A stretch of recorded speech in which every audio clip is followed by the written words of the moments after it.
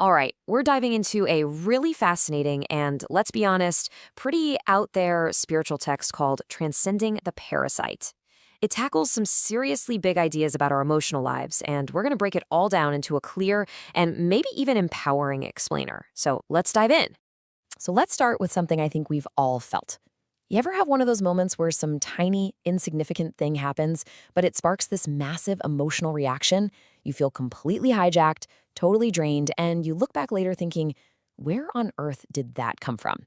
Well, the source material we're digging into today offers let's just say, a very unconventional explanation.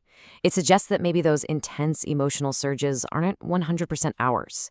It posits that they could be influenced by unseen forces from another dimension.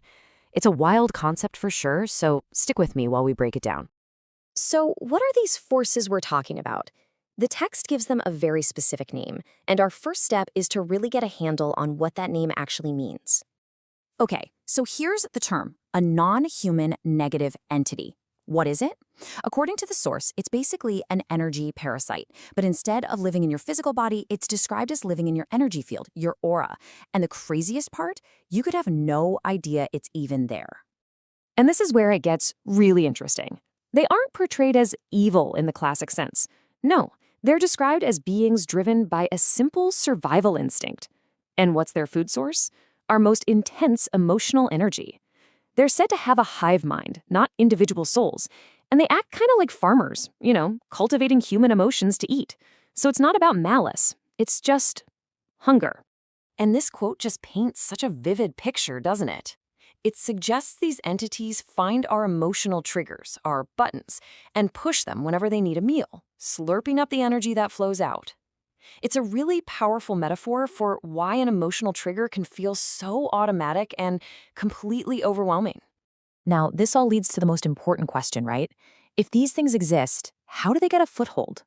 The answer the text gives is really surprising, because it turns the focus completely away from them and puts it right back on us. So yeah, why do they attach? Is it just random? Bad luck? According to this text, nope, it's something much, much more specific. And boom, here it is. This is the absolute game-changing idea of the whole text. It says an entity can only attach to you because something inside of you, maybe totally subconsciously, is allowing it to be there. This is a massive shift. The power isn't with the parasite, it's with the host. This chart breaks it down perfectly. Think of the entity as just a temporary pest. It's an opportunist. But your role, you're the permanent anchor. The entity pushes a button that's already there, but you're the one who has the emotional hook or blockage it can latch onto. It doesn't create the vulnerability, it just exploits it.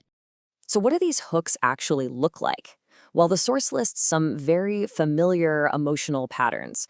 Things like always blaming others, holding on to old anger, living in fear, or carrying around deep feelings of guilt and unworthiness, that constant sense of insecurity or feeling like a victim. These are the kinds of charged emotions that are described as the perfect food source and docking station. Okay, so if the real problem is internal, what's the solution? The text proposes a clear path for taking your power back, and it's probably not what you'd expect. It's not about fighting some invisible enemy. And there it is, plain and simple. The strategy isn't to wage some spiritual war. The strategy is to starve it out. By healing the internal emotional charge it feeds on, you remove its anchor point. Without a food source, the text says, it just falls away. It has to leave. So the source lays out a really clear 4-step process for this. First, you have to acknowledge the difficult emotion. Don't suppress it, just observe it. Second, and this is the big one, you take full responsibility for the inner hook that allows it. Third, you do the deep work to find the root blockage. And finally, you actively work to heal and release that charged emotional attachment. And this is a point the text really, really hammers home. You could have someone come and clear the entity for you, but if that inner hook is still there, you're just gonna attract another one. It's like mopping up a flood without fixing the leaky pipe. The only permanent solution is to heal the problem at its source, within you. This brings us to the final and maybe the most profound piece of the whole puzzle. The source suggests we completely reframe this entire dynamic, not as an attack, but as an incredible opportunity for growth. So instead of seeing this parasite as just a pest, this perspective asks you to see it as a mirror. Now, it might be an uncomfortable mirror for sure, but it's an incredibly useful one.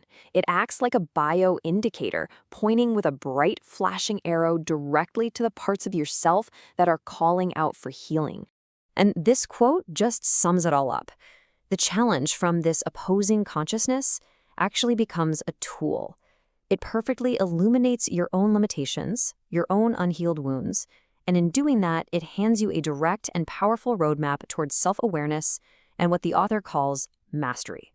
So we'll leave you with this final thought to chew on. If you follow this line of thinking, the very thing that makes you feel vulnerable, that inner hook, it isn't really a weakness. It's a signpost. It's a map pointing directly to where your most profound healing and growth can happen. Which leaves us with a pretty powerful question, doesn't it? What if your greatest vulnerability is actually the key to your greatest strength?